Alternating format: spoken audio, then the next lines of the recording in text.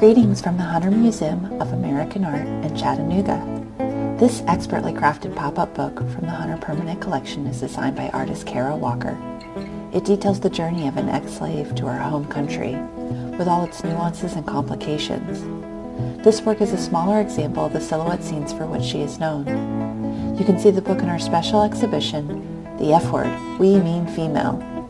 The exhibition tells the stories of many female artists, each artwork a different chapter. I hope you can visit soon.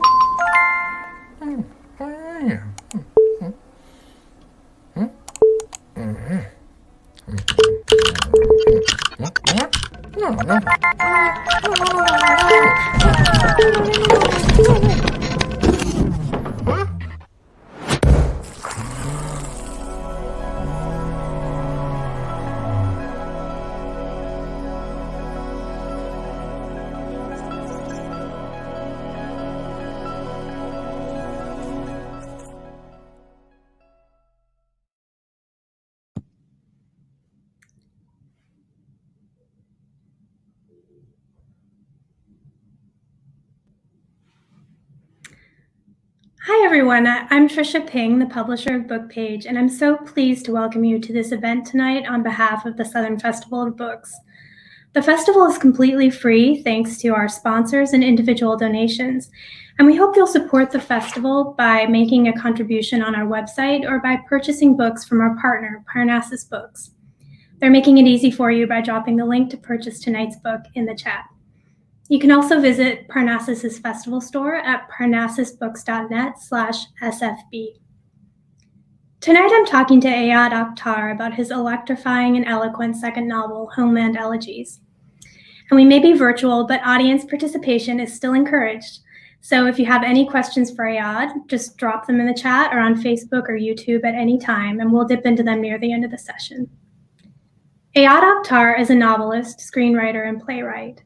His work has been published and performed in over 24 languages, and he's won the Pulitzer Prize for Drama and an award in literature from the American Academy of Arts and Letters. Ayad's first novel, American Dervish, was named a Kirkus Best Book when it was published in 2012. As a playwright, he has written Junk, Disgraced, which won him the Pulitzer Prize and earned a Tony nomination, The Who and the What, and The Invisible Hand. As a screenwriter, he was nominated for an Independent Spirit Award for Best Screenplay for The War Within. Ayad is a board trustee at New York Theater Workshop and PEN America, where he will serve as the next president beginning in December. Ayad, thanks so much for joining me and being at the festival tonight. Oh, it's such a pleasure to be here. Thanks for having me. I wish I was in Nashville, but it's the next best time.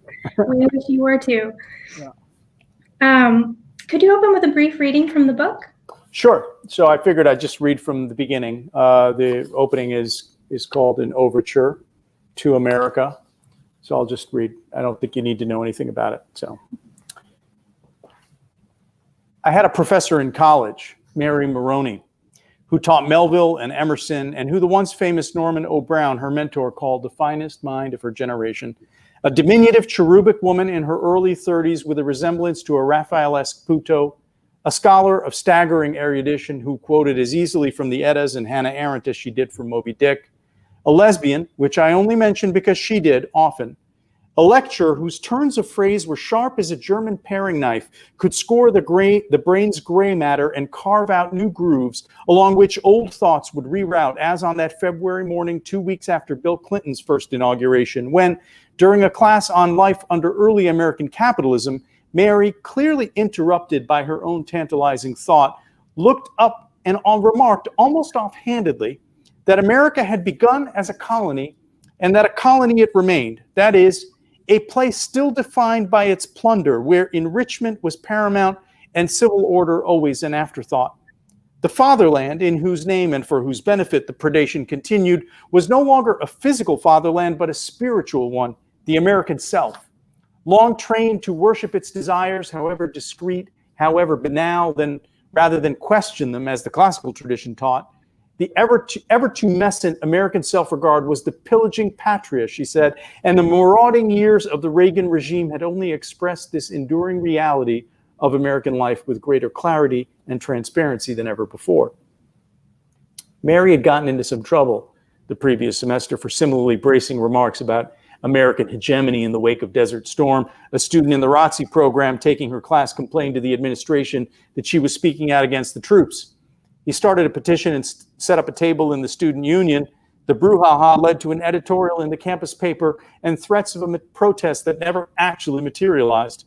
Mary wasn't cowed. After all, this was the early 90s, and the consequences of astringent ideological fire and brimstone or sexual abuse of power while you're at it were hardly what they are today. If anyone had a problem with what she said that afternoon, I didn't hear about it. The truth is, I doubt many of us even understood what she was talking about.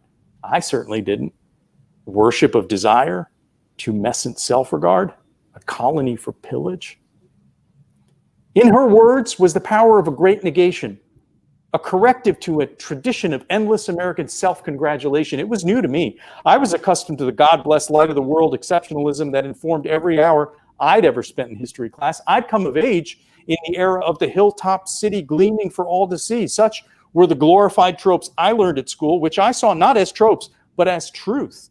I saw an American benevolence in Uncle Sam's knowing glare at the post office, heard an American abundance in the canned laugh tracks on the sitcoms I watched every night with my mother, felt an American security and strength as I pedaled my 10-speed Schwinn past split-level and two-story homes in the middle-class subdivision where I grew up. Of course, my father was a great fan of America back then. To him, there was no greater place in the world, nowhere you could do more, have more, be more. He couldn't get enough of it, camping in the Tetons, driving through Death Valley, riding to the top of the Arch in St. Louis before hopping a riverboat down to Louisiana to fish for bass in the bayou. He loved visiting historic sites. We had framed our photos of trips to Monticello and Saratoga and to the house on Beale Street in Brookline where the Kennedy brothers were born. I recall a Saturday morning in Philadelphia when I was 8 and Father scolding me for whining through a crowded tour of rooms somehow connected to the Constitution.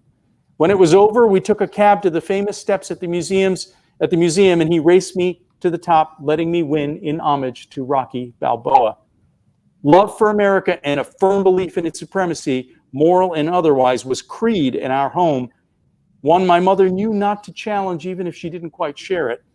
Like both Mary's parents, as I would later learn from Mary herself, my mother never found in the various bounties of her new country anything like sufficient compensation for the loss of what she'd left behind. I don't think Mother ever felt at home here. She thought Americans materialistic and couldn't understand what was so holy about the orgy of acquisition they called Christmas. She was put off that everyone always asked where she was from and never seemed bothered they had no idea what she was talking about when she told them. Americans were ignorant, not only of geography, but history too. And most troubling to her was what she thought connected to this disregard of important things, namely the American denial of aging and death. This last irritation would yield a malevolent concretion over the years, a terror-inducing bête noire that saw her to her grave, the thought that growing old here would mean her eventual sequestering and expiration in a home that was nothing like one. My mother's views, however rarely voiced, should have prepared me to understand Mary's dyspeptic take on this country, but they didn't. Not even my Islam prepared me to see what Mary saw, not even after 9/11. I remember a letter from her in the months following that terrifying day in September that changed Muslim lives in America forever, a 10-page missive in which she encouraged me to take heart, to learn what I could from the trouble ahead, confiding that her struggles as a gay woman in this country, the sense of siege, the unceasing assaults on her quest for wholeness, the roughness of her route to autonomy and authenticity, that all these had been but fires beneath her crucible, provoking creative rage, tempering sentimentality, releasing her from hope in ideology. Use the difficulty, make it your own, was her admonition. Difficulty had been the flintstone against which her powers of analysis were sharpened, the how and why of what she saw, but which I still wouldn't truly see with my own eyes for 15 years to come, my deepening travails as a Muslim in this country notwithstanding. No, I wouldn't see what Mary saw until I'd been witness to the untimely decline of a generation of colleagues exhausted by the demands of jobs that never paid them enough, drowning in debt to care for children riddled with disorders that couldn't be cured, and the cousins and the best friend from high school who ended up in shelters or on the street, tossed out of houses they could no longer afford, and until the near dozen suicides and overdoses of 40-something childhood classmates in the mere space of 3 years, and the friends and family medicated for despair, anxiety, lack of affect, insomnia, sexual dysfunction, and the premature cancers brought on by the chemical shortcuts for everything from the food moving through our irritable bowels to the lotions applied to our sun-poisoned skins. I wouldn't see it until our private lives had consumed the public space, then been codified, foreclosed, and put up for auction, until the devices that enslave our minds had filled us with the toxic flotsam of a culture no longer worthy of the name, until the bright pliancy of human sentience, attention itself, had become the world's most prized commodity, the very movements of our minds transformed into streams of unceasing revenue for someone, somewhere. I wouldn't see it clearly until the American self had fully mastered the plunder, idealized and legislated the splitting of the spoils, and brought to near completion the wholesale pillage, not only of the so-called colony, how provincial a locution that seems now, but also of the very world itself. In short, I wouldn't see what she saw back then until I'd failed at trying to see it otherwise, until I'd ceased believing in the lie of my own redemption, until the suffering of others aroused in me a starker, clearer cry than any anthem to my longing. I read Whitman first with Mary. I adored him. The green leaves and dry leaves and spears of summer grass, the side-curved head forever, ever avid for what came next. My tongue, too, is homegrown. Every atom of this blood formed of this soil, this air. But these multitudes will not be my own, and these will be no songs of celebration. So that's the overture. That's the beginning of the book. The powerful opening. Thanks. So in this novel, you are a character in the novel, and so are some of the members of your family, which creates a sort of tension as readers try to figure out what's true and what isn't. Can you talk a little bit about why you decided on this form for the book and how it contributes to the type of story you wanted to tell? Yeah, so as you said, the narrator has my name and many of the facts of my life, and I'm drawing on the lives of my family members and whatnot, or at least I allege that they're the lives of my family members. It's a complicated time, and it felt to me that I wanted to address directly what was happening in our country politically. And it felt to me, the Chinese have a proverb that goes something like this: in a house where the son kills the father, the causes do not lie between the morning and the evening of a single day. And it seemed to me that what had happened in 2016 or 2015, that period, was not something that was, it wasn't just Trump. Right. There was a lot more at stake, and there was a lot more going on. And Trump, in a way, was a result of so much more. And I've been thinking about things that had been changing in this country for quite some time. And I'd been observing the shifts that my parents had been through. They'd been here 50 years. They came in the late 60s, and my mom passed away almost 50 years after she got here. And my dad, was on his way out. And it seemed to me that in order to address the present, a novel in third person in my hands, or a clearly identifiably fictional narrator in first person, wasn't going to do the job. I wasn't going to be able to address the events and the atmosphere and the mood and the spirit of the times without it feeling like satire. And I didn't want to write satire. I didn't want it to feel like it couldn't compare to reality. I mean, the constant reality television show that is our political life every day. I mean, it's like every single day. You couldn't get away with it in fiction class if you were teaching a bunch of students, and upping the stakes really is the worst storytelling there is, and yet it's become our national mental illness that we're dealing with this every day. And so in order to deal with that and to sort of encompass that and get my language around it and my story around it, I felt that I needed another strategy. I moved away from satire and I pivoted into memoir. Mm-hmm. I pivoted into something that would convince the reader that what I was writing about was true. It was true because it happened to me. It was true because it happened to my family. Of course, I'm calling it a novel at the end of the day, and I'm asking the reader to assess it on a different category. I don't want them to say, oh, well, I wonder if this happened to him. It's really, I'm hoping that they will assess the truth on a higher, more metaphorical level. But that's remains to be seen whether they will do that or not. I get a lot of questions about oh, do you really have a half sister sired by a hooker in Queens? Is that true? I'll try to avoid questioning you too much about what's true and what's not. But I will say there's one thing I have to know. And did you ever actually sleep with a pencil taped to your finger so you could write down your dreams? For many years, yes. I had a mentor in my early 20s who suggested that I spend some time paying attention to my dreams. So one of the techniques I used to keep myself, aware that I was dreaming when I would wake up was having a pencil tied to my finger. And it got to a point where I was waking up every 45 minutes after every single dream. So I was writing 9 dreams down a night, and I have literally thousands and thousands of dreams written from that period. That lasted about 4 years. So, wow. Yeah.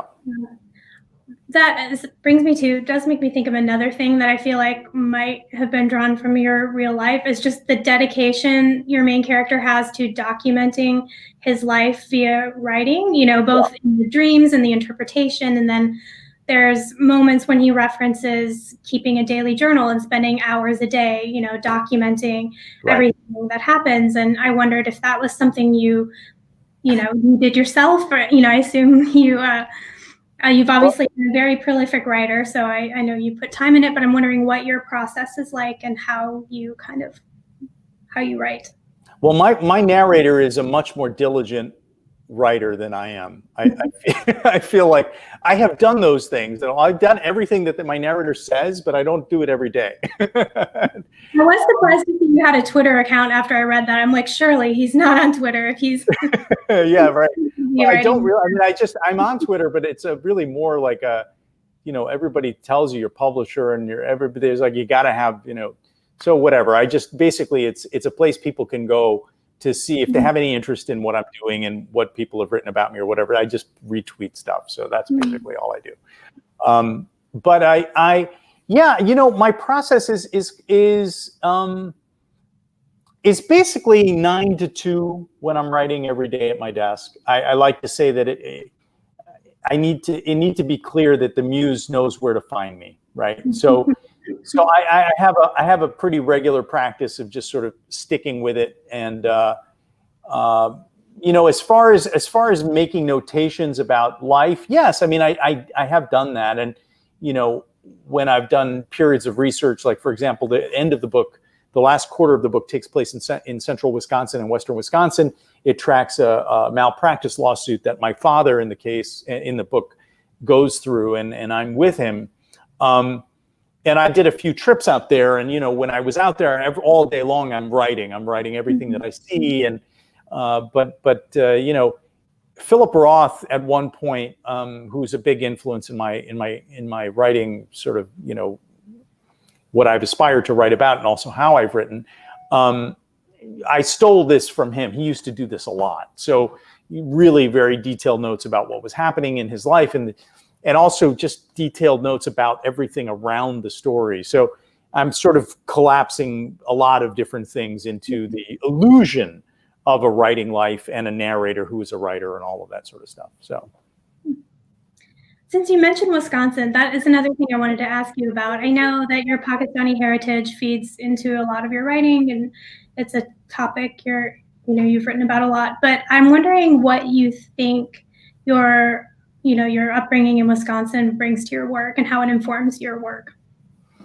It's a great question. I at the center of this book is a portrait of the state of Wisconsin. And one of the central theses, if you will, of the book is that where we are politically is in part the result of a kind of abandonment of the heartland. It's an abandonment of the rural areas for the urban, and that's obviously very complicated. And I know that a lot of folks in Tennessee will understand what I'm getting at.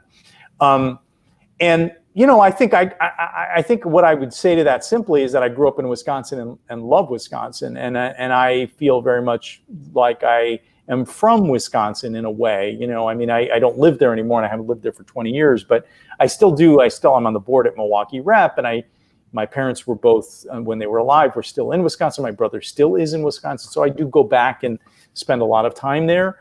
But for the purposes of the book, the portrait of the state of Wisconsin is a microcosm of the portrait of the country and what's happened to the country and the despoiling of American industry. I think one of the theses of the book is that we have legislated and idealized the chopping up and selling off of our national infrastructure for the personal benefit of individual wealth. And that at some point in the last 40 years, it became acceptable to do anything that was potentially going to hurt our communities and our country as long as it made you wealthy. And that not only would that be permitted, it would actually be celebrated. It would be celebrated in the media, it would be celebrated in the newspapers, and it would be celebrated in Washington. And that becoming rich would be the real reason to do anything that you did in this country. There would be no other competing moral value and no other metric for success. Mm-hmm. And so that's part of the portrait of Wisconsin ties in with how that ethos and that ethic has despoiled the nation, something that Mary says at the very, very beginning of the book. Mm-hmm. When you talked about wanting to respond to a particular moment, a political moment with this book, mm-hmm. What specific demands, how did you think about it differently than, say, your first novel, with that, which where you didn't have that specific goal in mind? Right. One of the problems that we're living with, and one of the reasons that it seems that we can't speak to each other anymore, is that language has ceased to have a stable meaning. So we say things and they mean one thing to some people and something else to other people. Mm-hmm. There's a slippage of the meaning of language, right? And that the political language is coded and also oddly obscure in some way that is kind of transferring emotion and representing point of view and identity in ways that are not always clear, but we know when we agree emotionally and we know when we disagree emotionally. And this to me speaks to a kind of breakdown of a collective understanding and a collective agreement at the level of being, which is reflected in language. It's reflected in our language.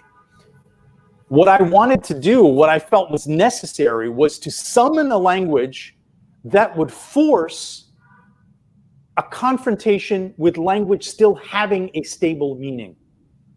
Language was going to mean something very precise in this book. It would have to.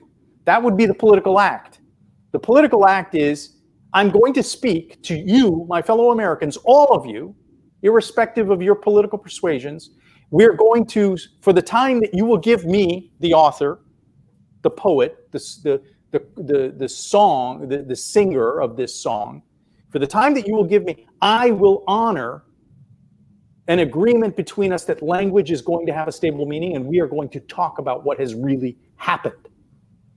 And so, in a way, it demanded, it was a chutzpah. It was a kind of like I think I described it in the New Yorker as high pretension, high octane pretension, right? Mm-hmm. To imagine that you could summon a language that would unify even all these disparate sort of points of view in America, and that you could have that conversation for the space of 368 pages. It was hubristic, but it felt to me, go for broke, all or nothing. That's the moment we're in.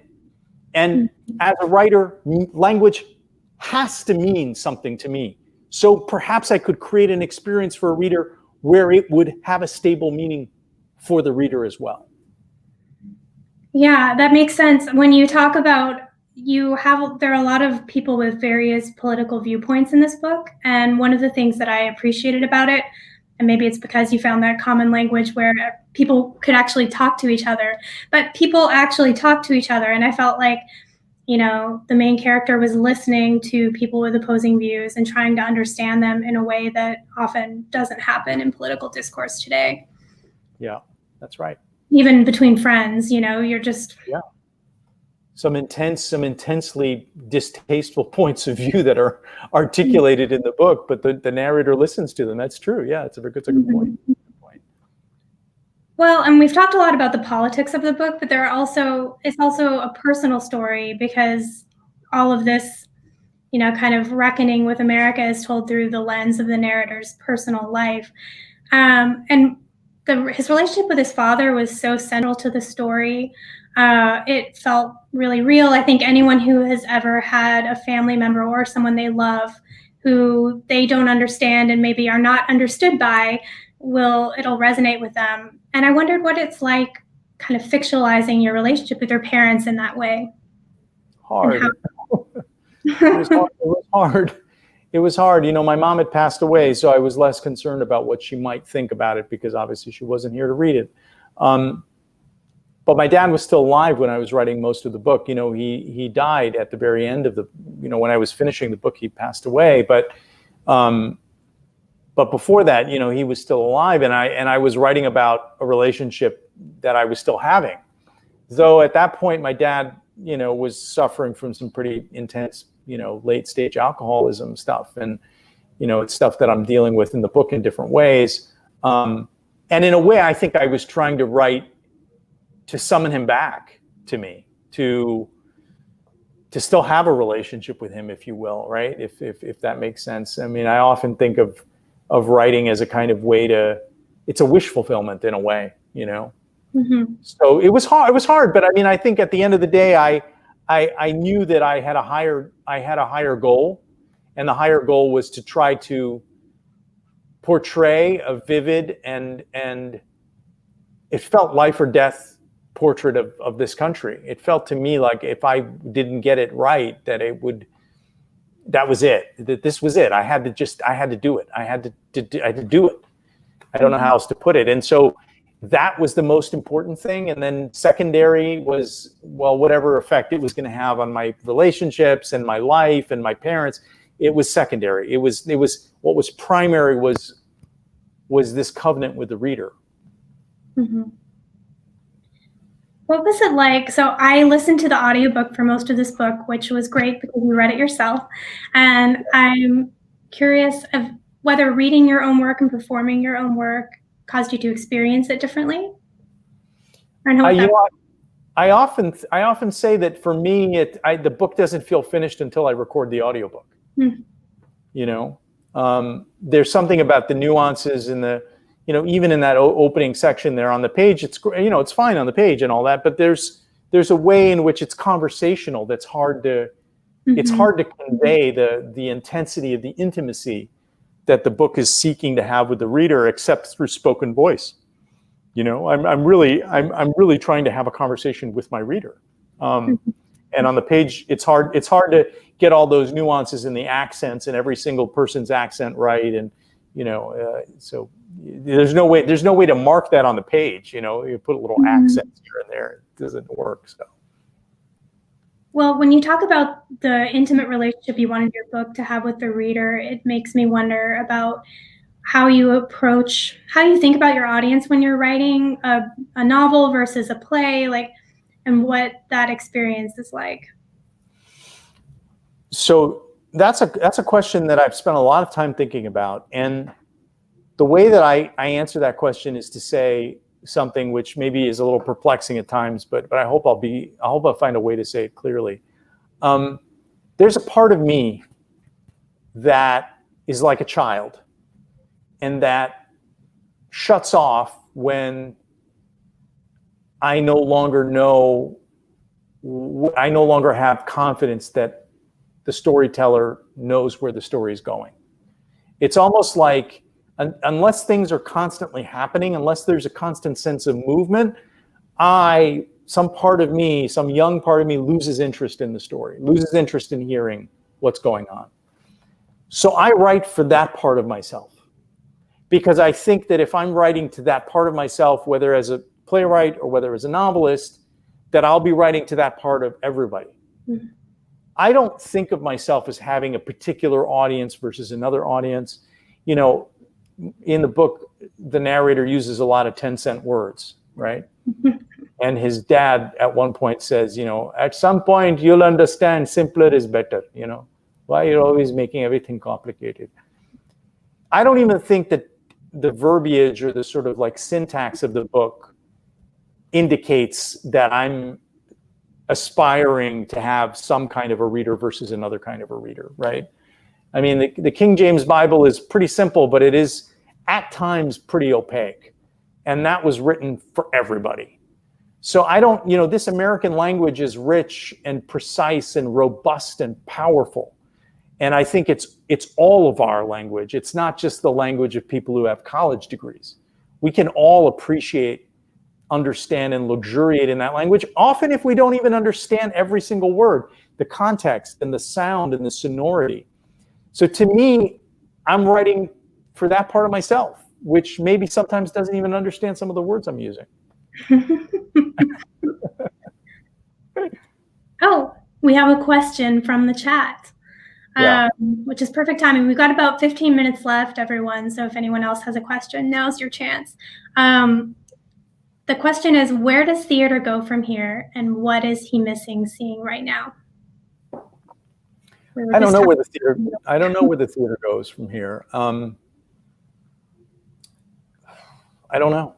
You know, in the early 1600s, there was a plague in London, and all the theater companies shut down, and they all went out of business, all of them.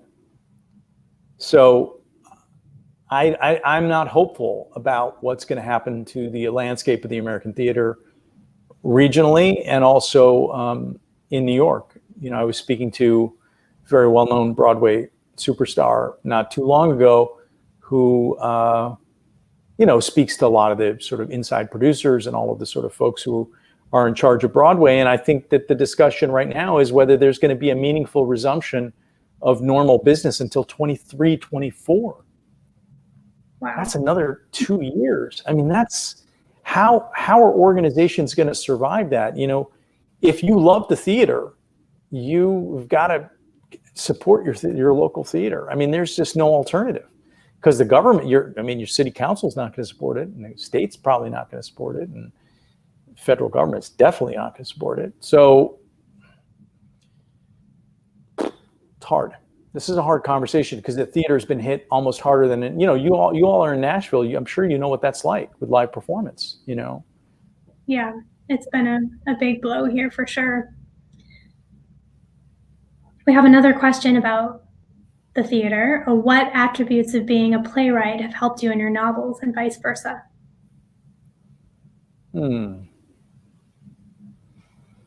I think being a playwright helps me, it helps me be really, really rigorous about not, this is going to sound paradoxical given all the stuff that I said about language, not being indulgent about the audience's attention. And being aware that the audience loses interest quickly, and that in order to keep an audience's attention, you have to constantly be shifting and moving. You know, it's something Shakespeare does so well inside a single line of iambic pentameter. It's the movement from one opposition to the it's a direct opposite, negating a meaning that's asserted in the next line, and the constant sense of play, whether it's oral play or whether it's, you know, meaning play. And that keeps a Renaissance ear that's attuned to listening, that sees through the ear, that keeps it constantly moving. It's a kind of technique that we would associate with MTV or fast cutting sort of music video, the kind of percussive image barrage. You see that in Shakespeare a lot. And it's a way to keep the audience's listening attention alive. And so I think that as a playwright, I'm very attuned to the ways in which audiences lose interest. So I'm constantly moving, you know. Mm-hmm.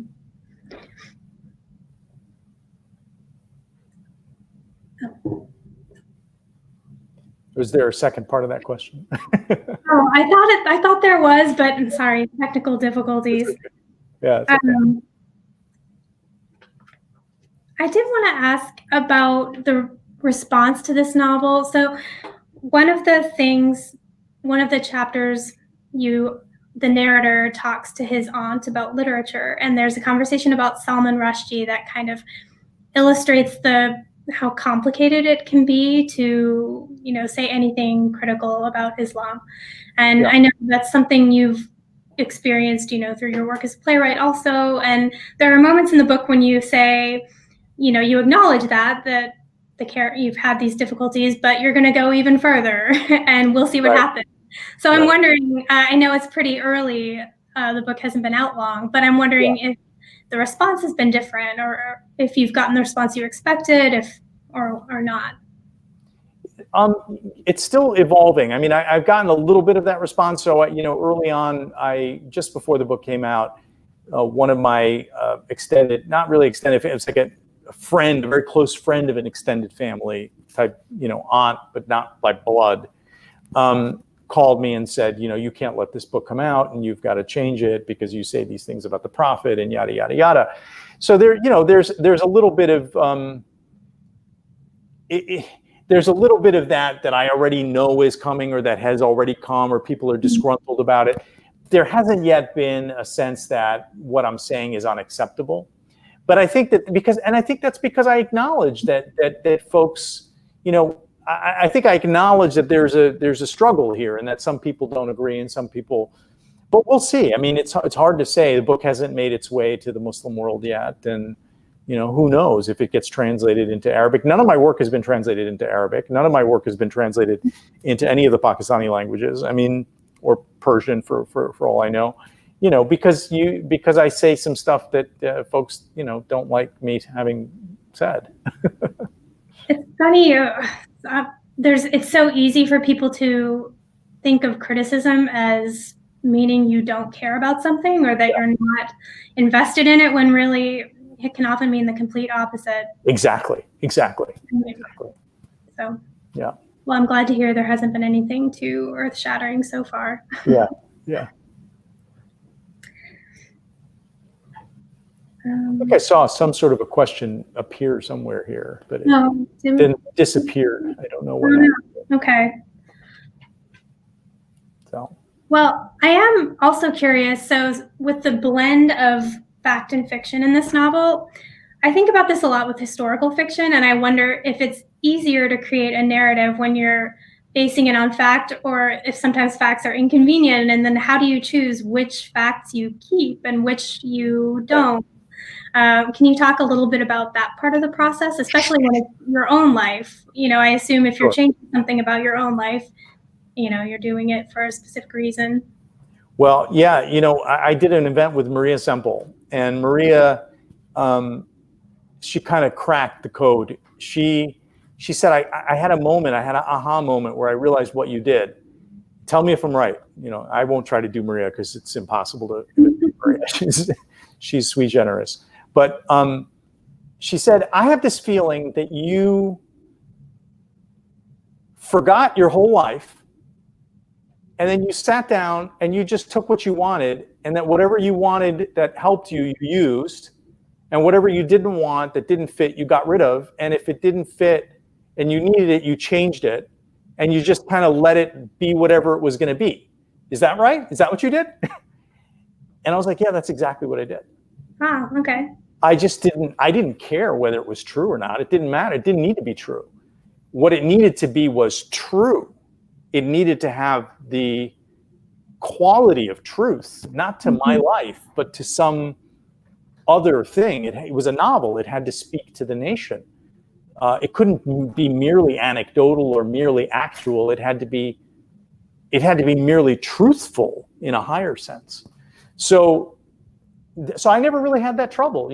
It was more actually late. I did a late draft when I was working through a lot of the stuff that I had come up with, where I had to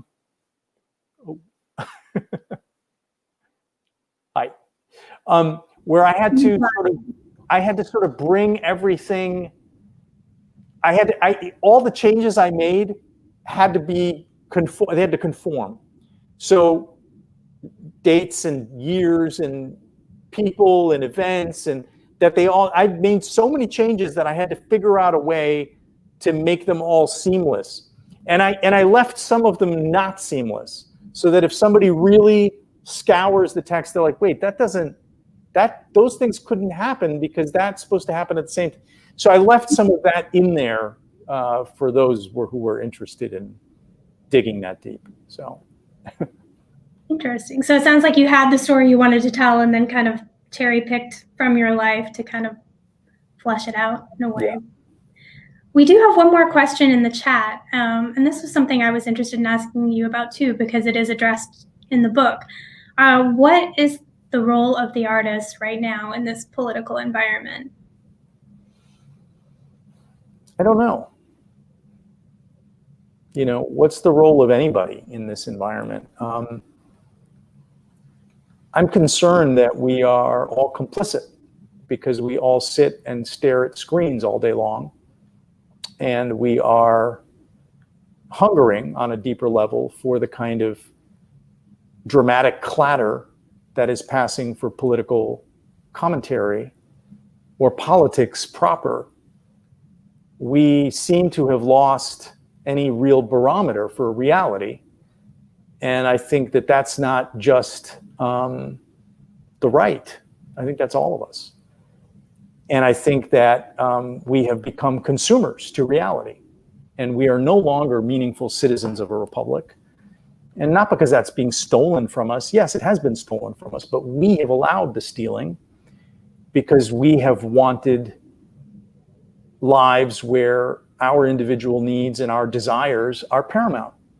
Whether it's the desire to make as much money as you want, or have as many guns as you want, or use whatever bathroom you want. That's the definition of being American, what my rights are. I don't know what the sacrifice is in that. And I don't know what the seriousness of our collective purpose or our collective definition of a country really is. And I don't see us asking that question in any way that is not about me. Me. That's what being American has become. Mm-hmm. So, yeah, I have a sobering and perhaps pessimistic take on things, but it's because I think we are increasingly becoming, primates to these devices. Yeah, at the end of the book, when you talk about the reasons that might change, like maybe climate change is going to make a difference. Maybe something else will compel us to act, but whether or not art can inspire change, I guess, is still an open question. One would like to hope. Mary certainly thinks so at the end of the book. For those of you who haven't read it, she's a very inspiring figure. It's good to know someone still has faith. Yes, she does. She does. We don't have a question, but we have a comment from someone just down the road in Manchester, Tennessee. Hello. Who is hungry for theater and a longtime Miami Book Fair fan. They're always looking for new authors to read. Great. Well, thank you, Manchester, Tennessee. Cool. Well, thanks so much for everyone attending tonight, and thank you, Ayad, for your time. Thanks, Trisha. I really enjoyed talking to you about this book. Just everyone, don't forget that you can purchase your own copy of Homeland Elegies through the link in the chat or by visiting parnassusbooks.net/SFB. Thank you so much. Thank you.